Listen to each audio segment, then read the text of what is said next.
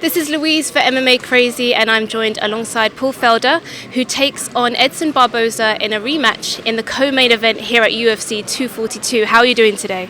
I'm good. We're starting the weight cut today, so this is always a little bit of a challenge to get through, try to give you guys good answers. I'm going to do my best, but I'm feeling pretty good today. Yeah, and how are you coping with the heat, the travel time? Yeah. How was your journey over?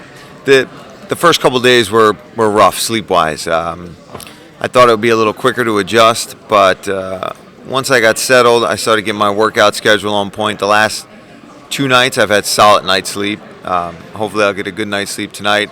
And then Friday, I know I'll sleep after I make weight, rehydrate, refuel. I will sleep like a rock on Friday into Saturday. Sleep in on Saturday. I don't have to fight till probably close to 11:30 at night. So I think by Saturday I'll be 100% adjusted. And as for the heat, I'm just staying inside as much as possible, going out, getting some sunshine, though, just to get the vitamins in my body and acclimate to the time. And what's the reception been like? How have you been treated? Obviously, there's a lot going on here as well. Yeah, it seems to be great. It's such a diverse culture here too. It's a little bit of mix from everywhere. So when you go to the mall, you see people from all walks of life. It's really fun to go over there and just see how everybody has kind of come to this beautiful city to live here, make money here, and do work here. And I just want to be a part of that. Come over here, soak up the culture, and make some money on Saturday night. And you're taking on Edson Barboza, which is a rematch from back in 2015 was the first time that you guys went head-to-head.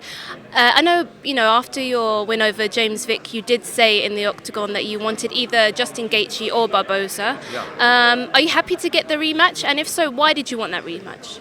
Well, I would have been happy with either one. Obviously, if I got Justin, he's coming off the win, would have propelled me a little faster. But there was always something there, even if I had the loser of that fight, because Justin's a big name. If Edson loses, it's somebody that took my first, gave me my first loss in my career.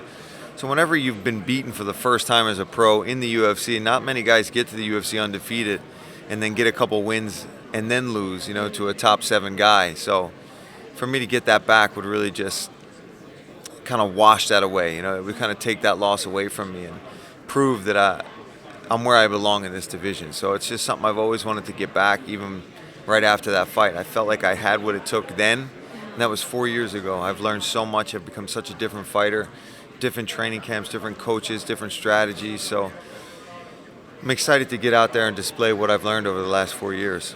And when you think back to that loss, can you remember how you felt afterwards? I was devastated. I remember I walked backstage. I broke down with my coaches. I was upset. I was in pain too. It was a tough fight, so had a lot of bumps and bruises, bruised ribs, swollen leg, and I just didn't know how to handle it. So instead of taking the time, correcting things, and going back to the drawing board, I kind of rushed into another training camp, and it was too soon. I lost to Ross Pearson, so that was a really crucial point in my career where I had a lot of learning to do, and I think I came out on the positive side of all that. So how many times have you watched that fight back? Oh my God!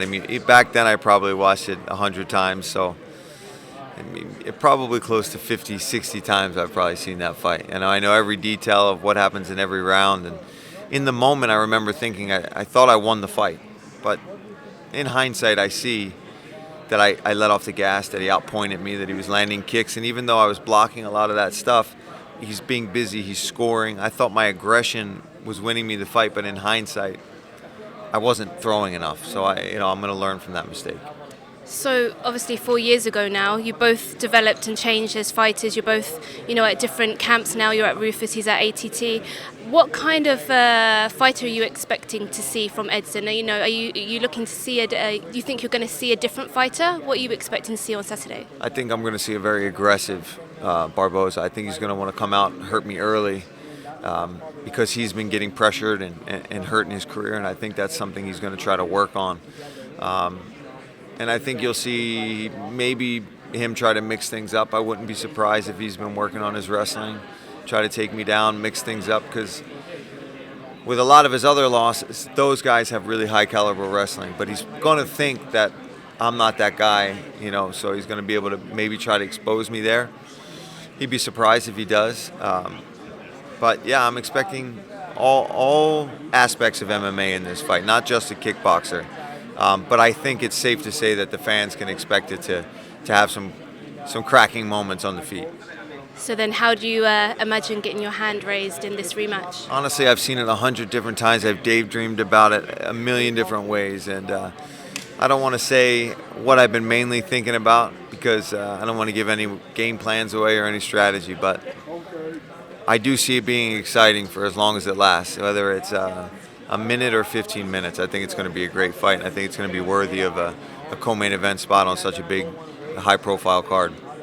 Well, thank you for talking to us. We look forward to it. Thank you very much. Thank you.